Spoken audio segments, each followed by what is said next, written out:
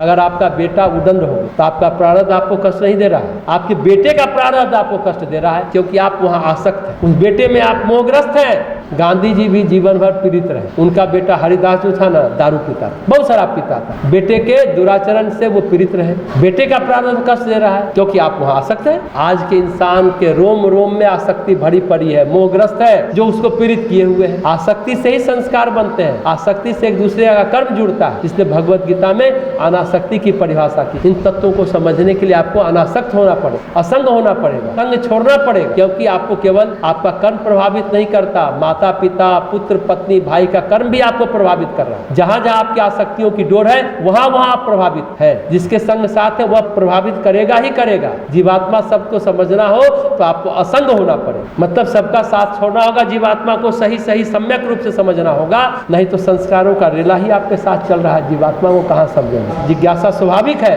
कैसे पहली आत्मा ठीक है आई तो फिर बंधी कैसे। कुछ आत्मा आई तो नहीं बंधी, नहीं भी बंधी। इसका भी उदाहरण है, जैसे सुखदेव मुनि का नाम सुना है। वो तो गोलोक धाम से लीला करने आए, कहते राधा जी ने श्राप दिया तो धरती पर आ गए, लेकिन वे मुक्त थे। धरती पर सुख यानी तोता योनि में आए थे। सुखदेव मुनि को परमहंस कहा जाए। वे किसी प्रारब्ध से बंधे नहीं थे, नित्य मुक्त शुद्ध बुद्ध आत्मा है। क्या कभी सुखदेव रोगी हुए, बीमार हुए, परेशान हुए? ऐसी कोई कथा शास्त्रों में नहीं मिलती। सुखदेव कभी बंधन में नहीं बंधे।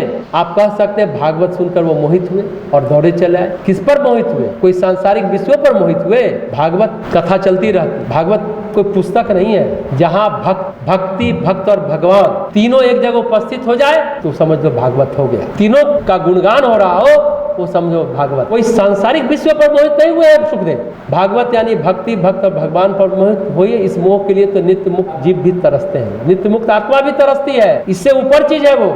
गोपीनाथ कविराज बहुत बड़े अपने जो ऋषि मुनि जो रियल में महात्मा हुए, भारत के ये धरोहर है। गोपीनाथ कविराज जिसे कोई विशिष्ट आत्मा मिली, जीवन मुक्त आत्मा मिली, तो गोपीनाथ कविराज ने पूछा उनसे, आप तो सब कुछ पा गए, अब तो आपके जीवन में कोई परेशानी नहीं हो? नहीं, हमारे अंदर अभी बहुत तरफ है। फिर पूछा, अब तो कोई कर्म बंधन नहीं बचा, अब तो सब प्रकाशित है? नहीं, अभी कुछ कमी है। क्या कमी है? ईश्वर प्रेम की कमी। इसी तलाश में हम ईश्वर प्रेम में विभोर होना चाहते हैं। वो नित्य मुक्त आत्मा भी बोलती है। तो भक्ति से बढ़कर कुछ नहीं। अगर भक्ति, भक्त और भगवान के प्रति लगाव का होना, लव का जगना, अगर हम इसे मोह कहेंगे तो फिर मोह को क्या कहेंगे? भक्ति, भक्त और भगवान तो अमृत कलश है। निमग्न हो जाइए, डूब जाइए तो अमृत को प्राप्त हो जाए। इस भक्ति को मोह नहीं कहते, इस भक्ति को केवल और केवल पराभक्ति का। सुखदेव भागवत के प्रति खींचे चले आए। व्यास आसक्ति और अहंकार से खींचे चले आए। दोनों में पिता पुत्र में बहुत फर्क। व्यास के पुत्र है ना सुखदेव, वो तो नित्य मुक्त है ना। लेकिन जब राजा परीक्षित को श्राप मिला कि तक्षक नाग के काटने से 7 दिनों में मर जाओगे, तो सोचने लगे कि ऐसा कौन सा साधन करे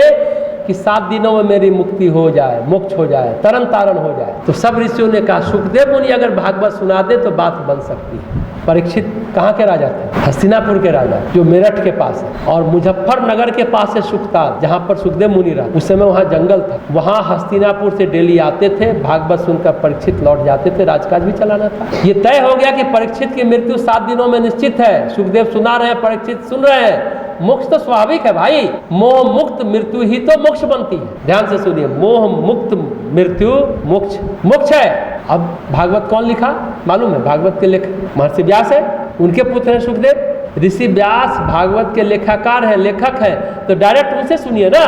लेकिन सारे ऋषियों ने कहा नहीं, जो लिखा है भागवत उसको अनुभव नहीं है, वो लिख दिया, सब भूल गया, वो वहीं का ठहरा हुआ है, वहीं अटका हुआ है वो लेखक। जितने ब्रह्म ज्ञानी ऋषि थे उन्होंने कहा व्यास से कुछ नहीं हो गया, व्यास से सुनने से कोई फायदा नहीं है। क्या मतलब? मजे की बात, लिखने वाले को नहीं आता है, सुनने वाले को आता है। व्यास से उन्होंने सुना था ना भागवत सुखदेव मुनि, लेकिन क्या हुआ? सुनने वाला तन्मय हो गया, भागवत में हो गया, भक्ति में हो गया, भक्त में हो गया, भक्त हो गया। आप पूछ सकते ऋषि व्यास का भागवत लिखने से ही तो डिप्रेशन दूर हुआ था। भक्ति की गंगा, प्रेम की गंगा बही, अनुभव तो हुआ उनको। पर हम एक बात पूछते हैं, कहाँ सुखदेव और कहाँ व्यास? उनकी आसक्ति और अहंकार पूरी तरह दूर नहीं हुई थी। अहंकार उनका पूरा दूर नहीं हुआ, आसक्ति दूर नहीं हुई। हाँ, उनको सिर्फ झलकियां मिली और डिप्रेशन से निकल। अच्छा, आपको मालूम होना चाहिए भागवत कथा में राधा की कहीं चर्चा नहीं। क्यों नहीं है? सुखदेव मुनि कहे कि 7 दिनों में भागवत सुनाना है, मैं राधा का नाम नहीं लूंगा। राधा नाम से हम 6 महीने के लिए समाधि हो जाती है हमको, हम समाधि में चले जाते हैं। 7 दिन में कथा खत्म कर रही है। राधा भले ही उनको शाप दी थी, पर बहुत प्रिय थे राधा को, और राधा राधा को, और राधा भी उनको बहुत प्रिय।